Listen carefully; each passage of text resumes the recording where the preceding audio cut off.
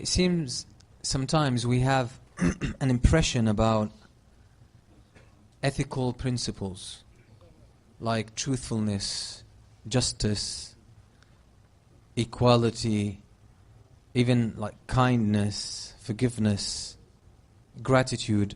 Somehow we tend to think that they are impractical.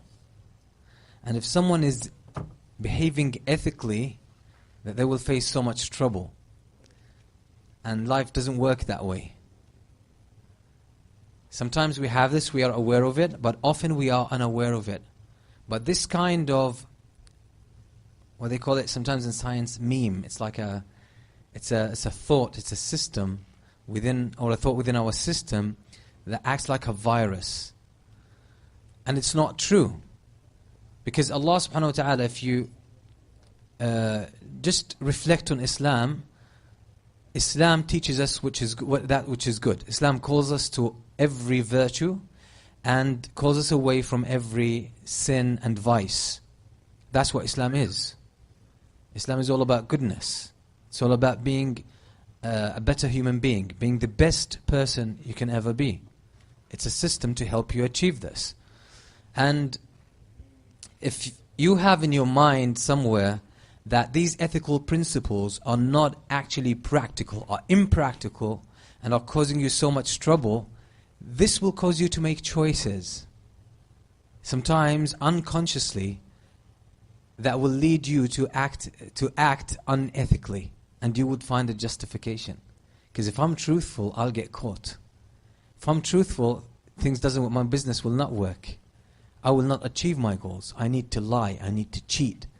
I need to act deceptively. I need to cut corners. I need to resort to, different means. Sometimes they're not so straight in order to get to my goals and in order for things to work out for me. Basically, there is a tacit accusation. There's a tacit accusation here towards Allah subhanahu wa ta'ala in our attitude. I'm not saying we are verbalizing it, but as in Arabic they say, بِلِسَانِ الْحَالِ لَا بِلِسَانِ الْمَقَالِ. Right? It's the statement you're making through your attitude, not verbalizing with your tongue. But your attitude, our attitudes as human beings, our actions actually make statements. And sometimes these are more powerful, much more powerful than what we say. So it seems that when we have such a tacit belief, we are actually accusing Allah subhanahu wa ta'ala that He wants us to adhere to principles that will make our lives difficult. Principles that are dysfunctional. So we think we know better, so we resort to other means. We find an alternative. We bypass that ethical system. Okay, that doesn't work. Let me just get things working. Then I will shift back to principles when I don't need anything done. Like when I need to get some results, I need to break from the ethical principles, from the principles of Islam, and I need to find practical stuff because that's impractical. And I will do it, then I'll go back. That's exactly like the statement of the brothers of Yusuf, yes? Let's get rid of him, let's kill him, then we'll become good people. So things won't work out unless we do that, sin or kill our brother or get rid of him. And then after that, we can go back to living a principled life. And we'll be okay. So somehow, most of us are actually guilty of this. And this is a very serious issue. It's a very serious issue.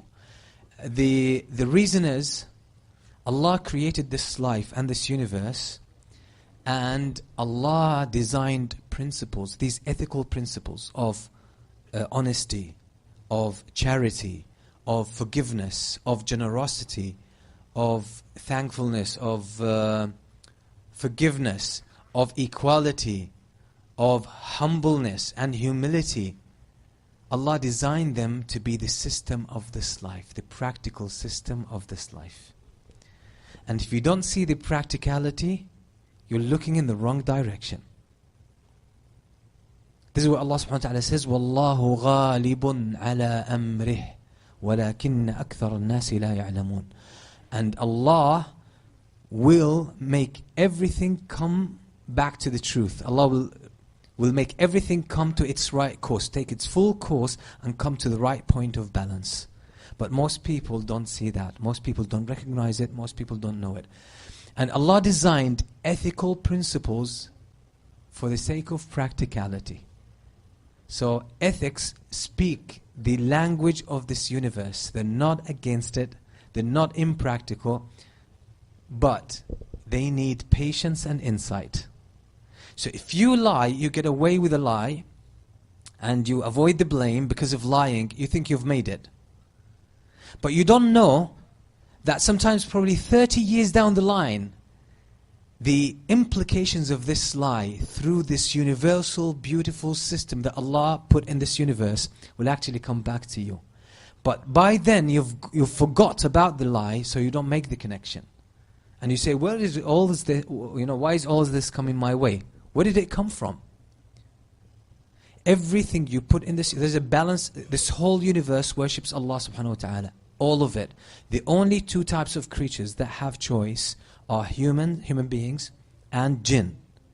So this universe has a beautiful balance and it will be kept. The only ones who interfere with the harmony of the system are human beings and jinn when they make the wrong choices that are not in line with the Sharia or with the book of Allah subhanahu wa ta'ala and the Sunnah of the Prophet sallallahu alaihi wasallam. Because the book of Allah and the Sunnah of the Prophet sallallahu alaihi wasallam, they help you blend into and become part of this universal harmony. And that's the secret behind the hadith where Allah subhanahu wa ta'ala says, the divine hadith, the hadith al-Qudusi in Sahih al-Bukhari, where Allah subhanahu wa ta'ala says, and my servant keeps seeking nearness to me through acts of worship, right? You do more acts of worship until I love him.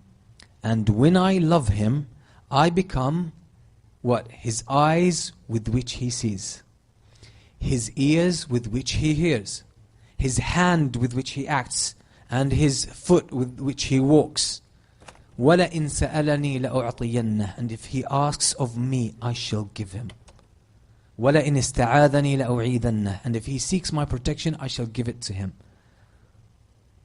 This, what does that mean? That means Allah will take care of your sight, of your eyesight. So Allah will make you see the right things.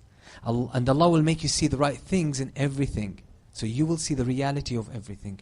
Allah will make you hear and recognize the reality of everything you hear. Is it truthful or untruthful? Is it right or is it wrong? Is it good for me or not good for me? And Allah says, I will be his hand with which he acts. That means Allah will guide you to the things that are good for you in this life and the next. And also Allah will make you go to places, walk into places that are actually good for you in this life and in the next. And if he asks of me, I shall give him. And if he seeks my protection, I shall protect him. In a hadith reported by Imam Ahmad in his Musnad, and it's Sahih, famous hadith, Allah subhanahu wa ta'ala, or the Prophet sallallahu alaihi wasallam says, whoever makes this dunya his main concern, من كانت الدنيا همه شتت الله أمره. Allah will increase his concerns. Allah will increase his worries and his troubles. شتت الله أمره وجعل فقره بين عينيه. And Allah will cause his poverty and lack and lack in front of him wherever he goes. So he will find lack wherever he goes. وَمَنْ كَانَتِ الْآخِرَةُ هَمَّهُ. Whose ever main concern is the akhirah, and is Allah subhanahu wa ta'ala. جَمَعَ اللَّهُ لَهُ شَمْلَهُ. Then Allah will reduce all his distractions and his worries into one cause. One cause. وَجَعَلَ غِنَاهُ فِي قَلْبِهِ. And Allah will bring a sense of abundance and richness into his heart, into his whole being. So he will be rich. He will experience richness. He will experience life fully and feel that his experience in life is so rich in so many senses. وَأَتَتْهُ الدُّنْيَا. And that's my point. وَأَتَتْهُ الدُّنْيَا وَهِيَ رَاغِمَةٌ. And this world, this universe, will serve him, will be at his service, even if it's against its own will. What makes life, what makes this dunya serve the believer, the true believer? Because it's designed in that way. So once you blend into that beautiful system, which the Quran calls the mizan, once you blend into it and act in accordance with it. And you can only do this by being true to Islam, being true to the ethics and ethos of Islam. When you do this, you blend into this universal harmony, and all of a sudden you build on that momentum. You take advantage of it, and it serves you. So the right people will show up in your life. Things will come right on time when you need them. And things that sometimes you chase will run away from you because they're not good for you. Only the good things will come to you. So the whole universe will serve you. And this is what the Prophet ﷺ is saying. This world will serve him even if it's against its own will. Allah will cause it to come to your service. Where does this come? It comes from the fact that our ethical principles, ethical teachings of Islam, the general guidelines of Islam, all of them are in harmony with the universal system. And if you think, even for a moment, that your benefit or your interest lies in anything against Islam, then you are short-sighted when it comes to that. You're not seeing the whole picture.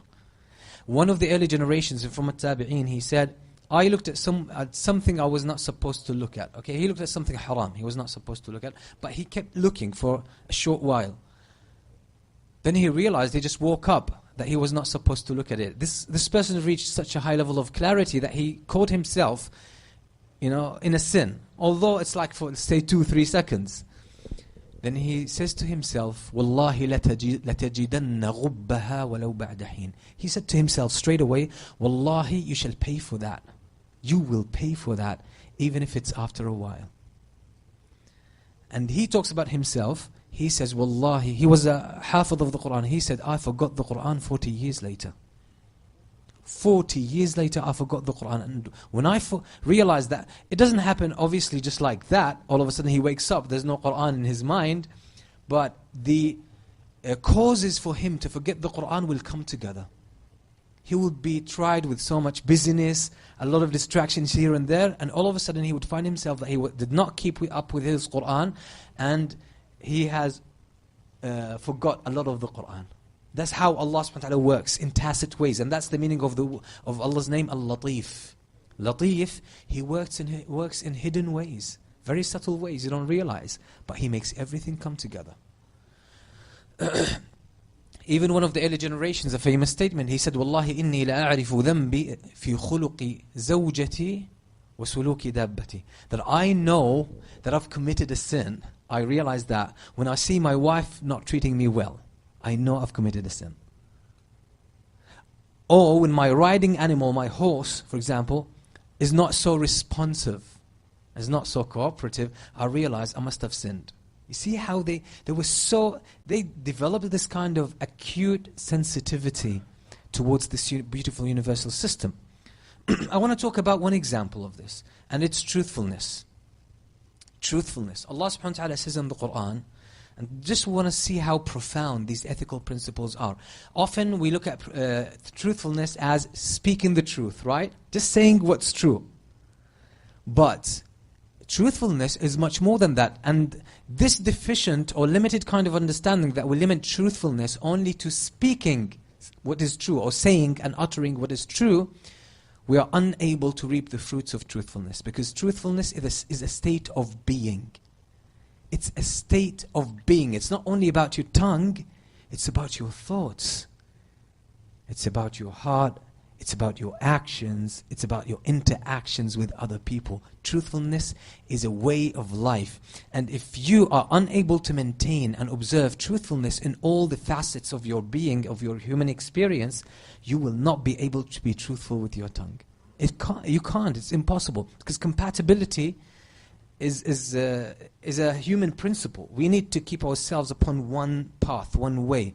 We need to be congruent with ourselves. We need to be consistent, right? Otherwise we'd have some kind of disparity or some kind of dissonance, and this is painful to us. It's very painful. So, truthfulness.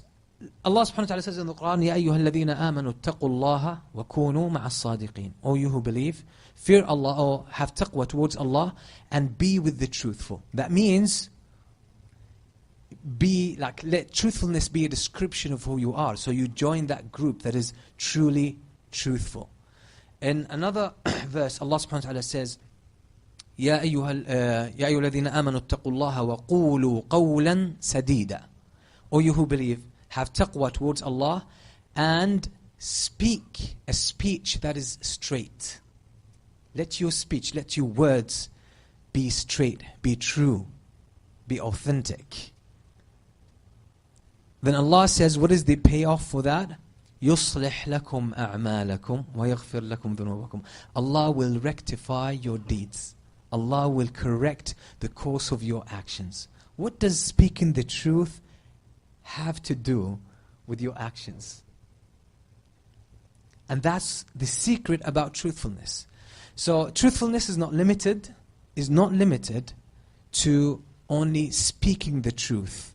Because if you are not true with yourself, you cannot speak the truth. How often you make a commitment and you really mean it, right? Yeah, I want to help you tomorrow. Someone asks you for help, yeah, tomorrow I'll be there for you. But then tomorrow you realize you have so many things on your plate, or you're so tired, or you made some other commitments, or you don't actually, you just develop more clarity with yourself. You realize, oh, maybe I just got excited at that time. I didn't really mean it. Part of me got excited and just made that commitment. But in reality, I don't want to help him. So what will you do? You'll start coming up with excuses.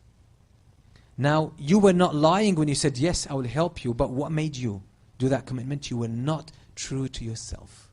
You were not clear with yourself. And that's the problem. Here, this takes us to a hadith from the Prophet ﷺ. The Messenger ﷺ said, إِنَّ الرَّجُلَ لَا يَكْذِبْ وَيَتَحَرَّى الْكَذِبْ حَتَّى يُكْتَبَ عِنْدَ اللَّهِ كَذَّابًا. That a person lies and sorts or seeks more lies, so he keeps lying and lying until he is written in the records with Allah as a liar. What does that mean? What are the implications of this? The implications are, when you lie to other people, yourself will lie to you. When you lie to others, yourself will lie to you, so you will never develop self-clarity. You will not know exactly what is pushing you to do certain actions. So you might be doing things and think, oh, I'm doing this for the sake of Allah, but you're doing it for yourself. But you can't see why, and you can't see how, because you have not been truthful enough. So truthfulness is about transparency. When you develop this transparency, you start to see deeper into yourself. And that's the secret behind the hadith of the Prophet ﷺ when he said, الرياء أو الشرك الخفي أخفى من دبيب النملة السوداء على الصخرة الصماء في الليلة الظلماء. He says, showing off, riya, which is a form of lying. You're lying to yourself and then you're lying to Allah. I'm doing this for Allah, but you're actually doing it for other people. That's proper lying. Riya, showing off, lack of sincerity, is a clear manifestation, a clear act of untruthfulness. It's a lie. It's the biggest lie. But you're not lying with your tongue. You're lying through your being, through your state of being, through your actions. You're lying. So the Prophet ﷺ said, this kind of showing off and lack of sincerity is more hidden than the steps of an ant that is walking on a solid stone in the middle of the dark night. Can you hear the steps of an ant? You can't. Impossible. And showing off, lack of sincerity, is more hidden than that. Is more tacit than that. So oftentimes, and that's the problem, that in some hadith the Prophet ﷺ mentioned that a person will come to Allah with so many acts of worship, and then when he stands in the presence of Allah on the Day of Judgment, they will be turned into nothing. The person might think, yeah, I'm doing this for the sake of Allah, but you actually, if you really investigate, if you really look into yourself with honesty and clarity, you'll find you're doing it for another reason. And that's very dangerous. This is why the Prophet ﷺ said in the hadith, also reported by Muslim, the first 3 people who will be sent to the hellfire, the first 3 people are what? Alim, qari', someone who's memorized the Quran, someone who's and learned the meanings, and he teaches the people, and he's a scholar, alim, because that's what qari' really means. It's not only the memorization, it's the whole package. Qari', shaheed, martyr, and a generous person, kareem. These people will be the first ones to be sent to the hellfire. They will come to Allah. Allah will say, what did you do with all the things that I have, all my blessings upon you? Oh Allah, I fought for your sake and I got killed. I was martyred for your sake. Allah will say, you are lying. Imagine, Allah called lack of sincerity of intention, you're lying. Because you were lying to yourself in the dunya. You could not realize where you were coming from when you were doing your actions. You thought, oh, I'm doing this for the sake of Allah. No, you're just fooling yourself because you've lied so much that yourself lies to you and you don't see through that. And you live your whole life in a lie. That's the problem with lying. That's the problem with not being truthful in each and every affair of your daily life, personal, interpersonal interactions. You need to develop truthfulness. You need to pay attention to that. So Allah will say to him, no, you did that so that people will say he's a hero. He's a brave man. Send him to the hellfire. You got that. You got what you wanted on the dunya. You got the reputation. Now to the hellfire. Second person, what did you do? Oh Allah, I memorized the Quran and I learned Islam and I taught people Islam for your sake. You're lying. Lack of sincerity is lying. You lied to yourself. Yourself lied back to you and now you're lying to me. You think you're saying the truth. You're not. When you don't know yourself, you can't tell the truth. Believe me. You will make commitments that yourself doesn't really want to make.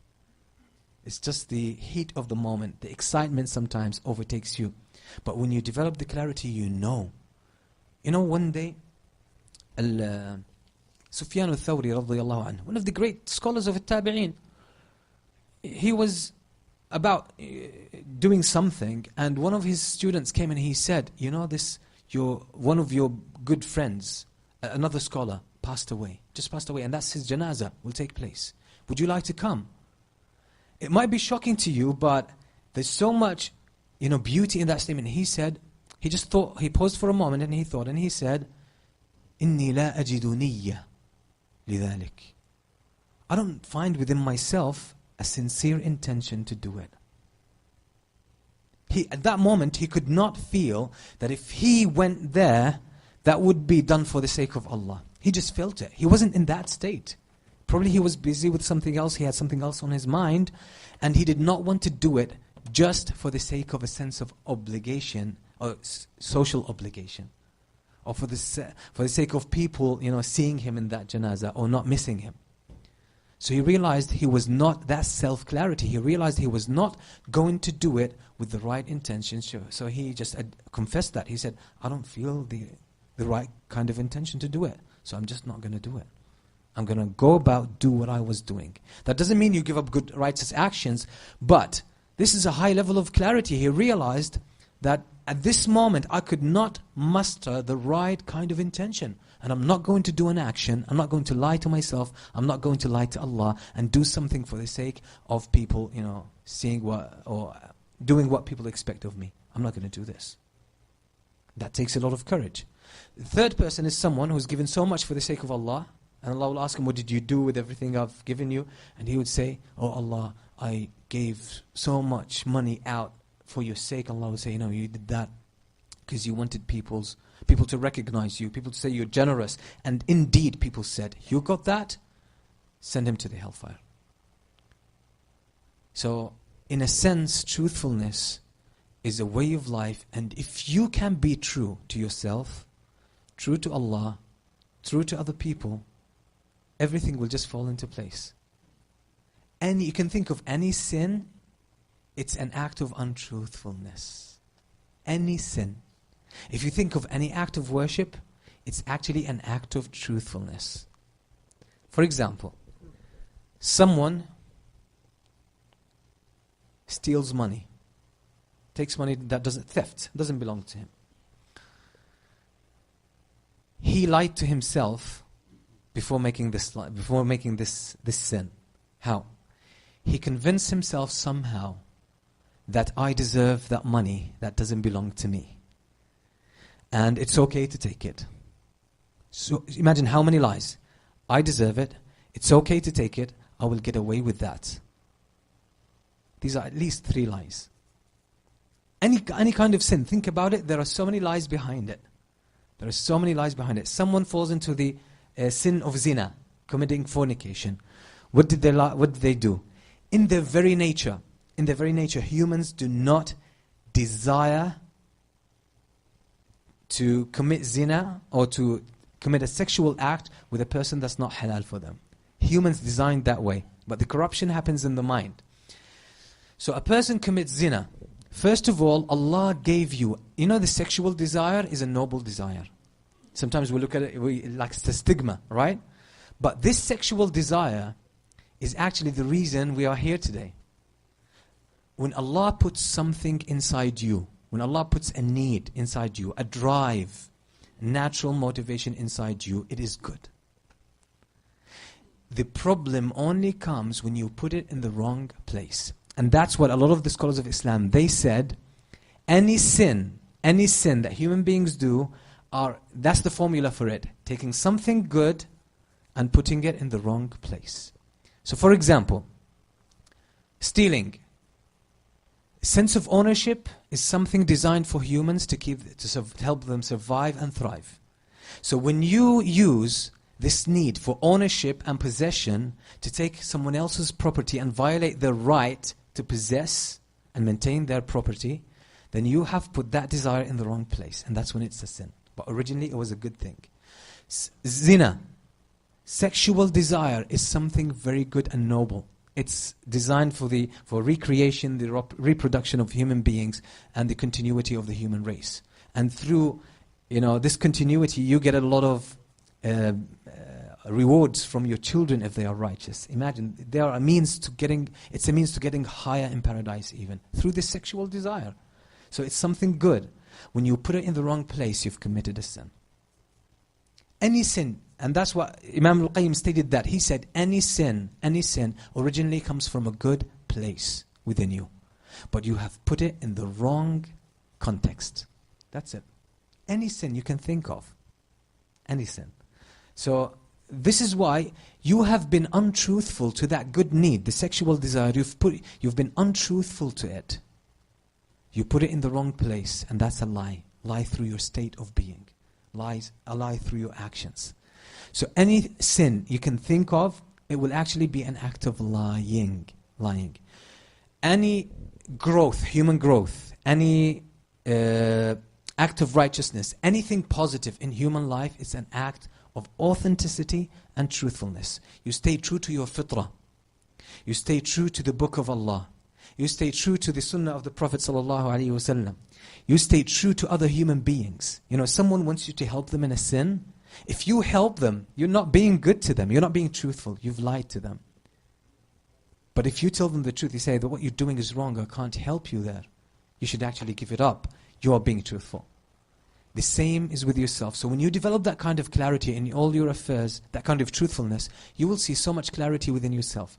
So when you act truthfully to your fitrah, your very true state of... when someone sins, they know it. Especially the early times that they have gone against their nature, they know it. That sense of guilt, that reprimand that comes from within, that's actually the call of the fitrah. That's the call of the heart, the call of the soul. And when you lie to it and act untruthfully and without losing that sense of authenticity to your pure nature, that's when you fall into a sin. Something is wrong, but you still do it. The problem with this, it develops what Allah subhanahu wa ta'ala called in the Quran, and this is how He describes the people, the actions of the people who do evil. Allah subhanahu wa ta'ala says about the actions of these people that ظُلُمَاتٌ, it's like the waves above waves, above waves, above waves in Surah An-Nur, above waves of darkness. ظُلُمَاتٌ بَعْضُهَا فَوْقَ بَعْضٍ. These people, their actions are darkness over darkness over darkness over darkness. إِذَا أَخْرَجَ يَدَهُ لَمْ يَكَدْ يَرَهَا. If he puts out his hand, or she puts out her hand, they will be almost unable to see it because of the darkness. And that shows that there will be lack of self-clarity. So they won't know that you'll be doing something to please others, but you feel, I'm doing it for the sake of Allah. When do you get to that stage? When you have done it so many times that you have become desensitized to the call of your heart, to the call of your fitrah. Now you're so used to lying, you're so numb, You can't see. It's become so much darkness over darkness over darkness. You don't realize that actually, oh, I'm not doing this for the sake of Allah. And you'll see it. You will be with so many people. You'll make commitments. You'll promise so many things, and you won't be able to deliver. And you say, "What's wrong with me? I can't keep my word." Yeah, you've gone too far with untruthfulness. You've gone too far with that lack of clarity. So yourself is lying so much to you. And it gets worse when yourself starts promising you that if you do this, it's going to be good for you, when it's a sin.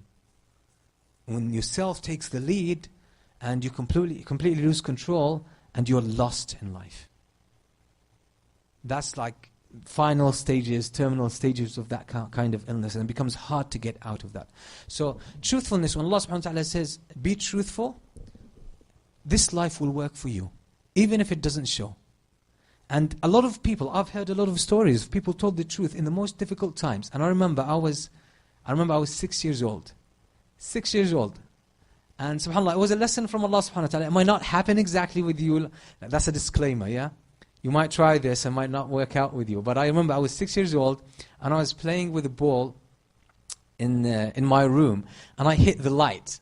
It was hanging and I hit it with the ball. And my mom at that time, she's had it with me, yeah, that day. So, and she heard the noise and she came. The light was on. When the ball hit it, went off.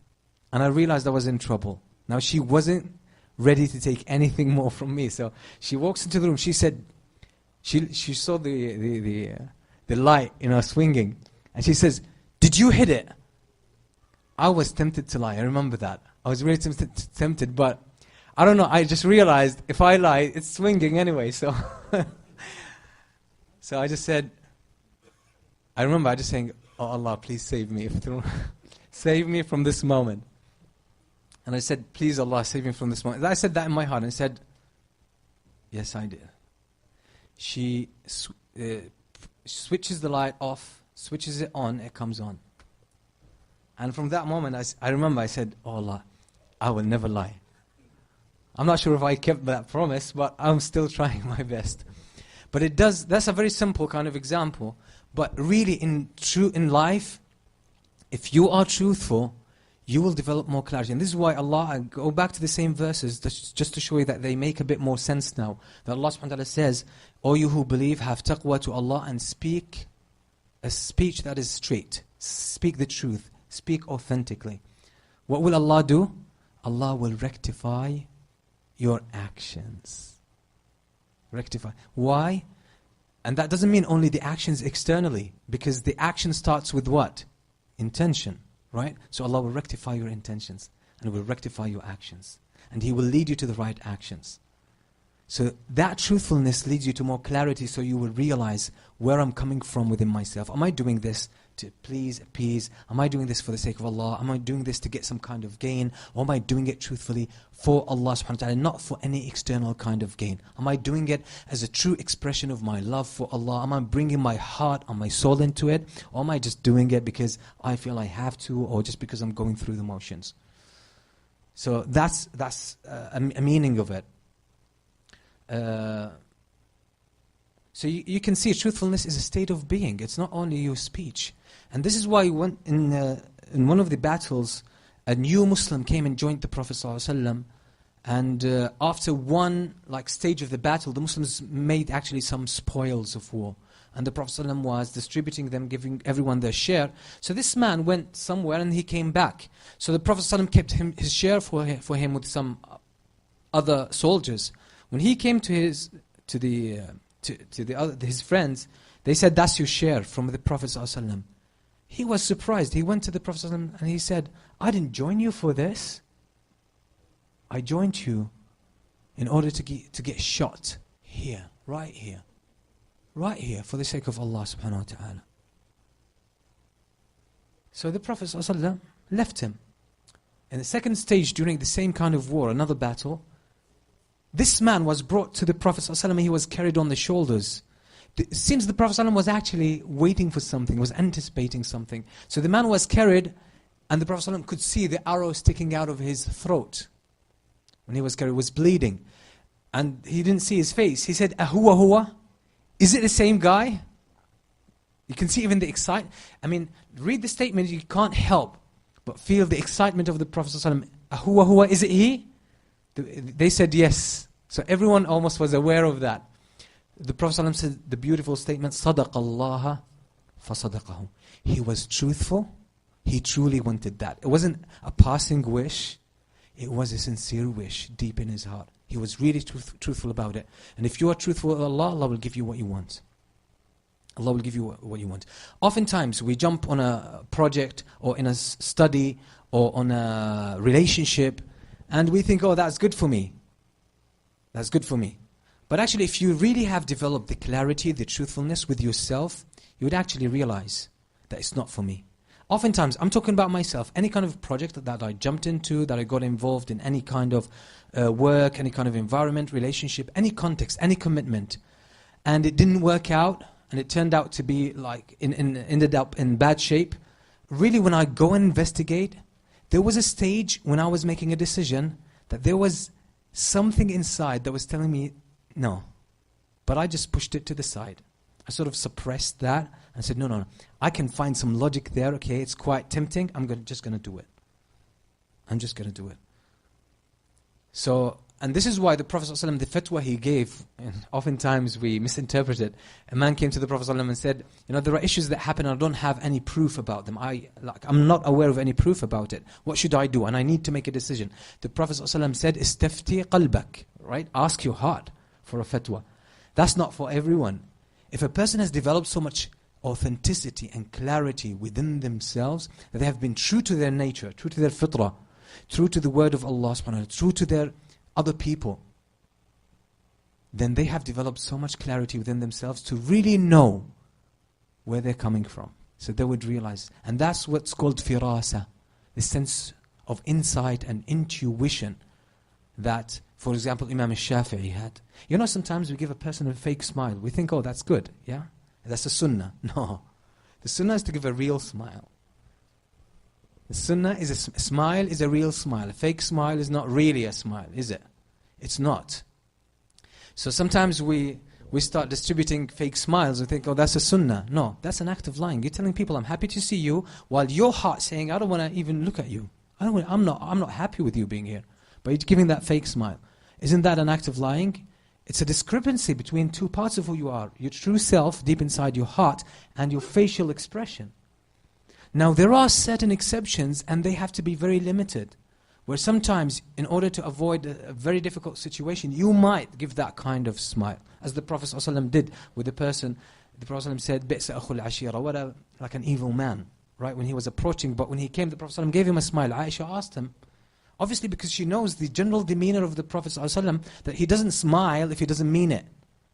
So she said, you said such and such about this person, now he came, you're giving him a smile. The Prophet ﷺ said, the worst among the people is the one that people avoid or people compliment out of fear of his bad mouth, bad tongue, evil words, and his ability to harm. So obviously that was a very difficult situation the Prophet ﷺ had to handle. But generally speaking, the Prophet ﷺ would only give a smile when it was true. So I remember one day I just put something on Facebook that if the true sunnah is actually to give a true smile. If you don't mean it, don't give it. So, and I received some comments saying, it's sunnah. You mean we don't have to, follow the sunnah? I said, subhanallah, the sunnah, I'm just telling you, just follow the sunnah, give a real true smile. Don't lie about it. Don't pretend. So pretending is a lie. Lie through your actions, through your attitudes, through your facial expressions. So this is just trying to deal. By the way, truthfulness is a very profound, big subject. If you just decide to live by one principle, make it truthfulness. And you will see that everything will just, all your actions will fall into place. You will find yourself doing everything that is good. And subhanAllah, Allah designed Islam in a way that if you take one of the main principles of Islam and follow it, you will find that it's actually taking you to all the other stuff without you realizing, all the other good things about Islam without you even thinking or realizing. This is why the Prophet ﷺ many times said, Ad-Dinu Nasiha, Islam is nasiha, which is not only advice, it's far bigger than that. But if you truly live by the principle of nasiha, you will find yourself doing everything that's good.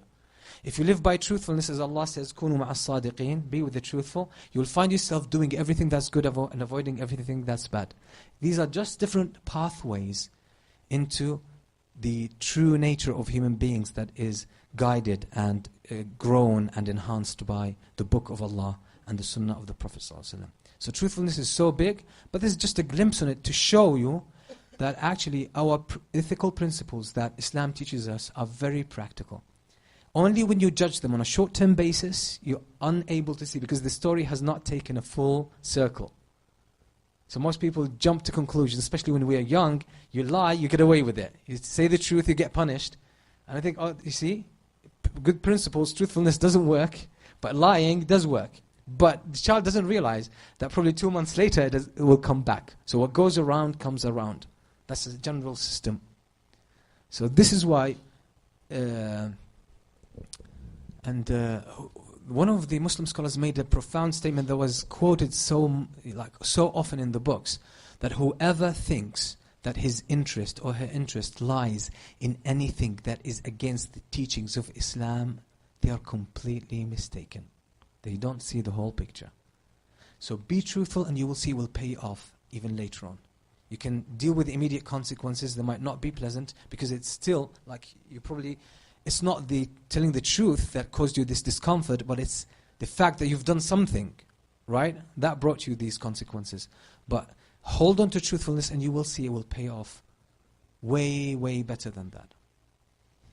Any ethical principle, anything that Islam teaches us is in our own interest, and it's compatible with the design, with the practicality of this universe. And if we have, I'll close with the same notion, that if you have even a tacit belief that if I follow the truth, if I do what's good, if I make ethical choices, things will not work out, you're somehow tacitly accusing Allah subhanahu wa ta'ala that He wants us to follow a way of life that is impractical.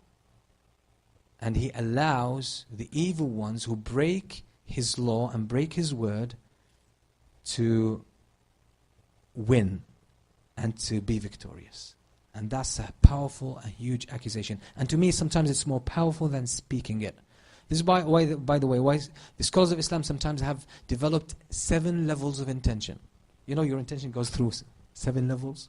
Most of us are aware of the surface one, or the 2 on the surface, but we don't realize where it's coming from. When you develop that kind of clarity through truthfulness, you will realize, you'll start to see through it and know exactly, wow, I'm doing this for some kind of personal benefit. It's not for Allah. So either I can fix it, let me fix it now. If not, I'm just going to leave this altogether. And this kind of clarity puts you in so much peace. You know where you're coming from. You know what was good for you, what's bad for you. And I'll close with this fatwa from Ibn Taymiyyah, rahimahullah. And this shows you, he used this even understanding in his fatwa. Someone asked him, he said, which is better at night? I spend a lot of time at night up.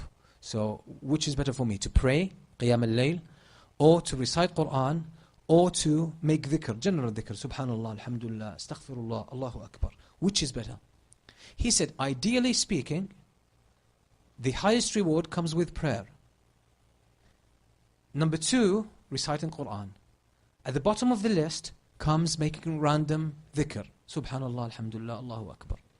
He says, but some people might find their heart in dhikr, and it's so engaging to them that they can do more of it and they can sustain it, and the experience would be profound. So they would be doing it from their hearts.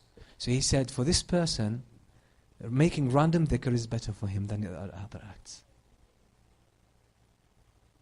And he said, sometimes there are some people who enjoy recitation of the Quran, and it causes them so much spiritual growth and connection to Allah, and they can sustain it and do more of it, and it's more rewarding to them spiritually, and they should do more of this than prayer.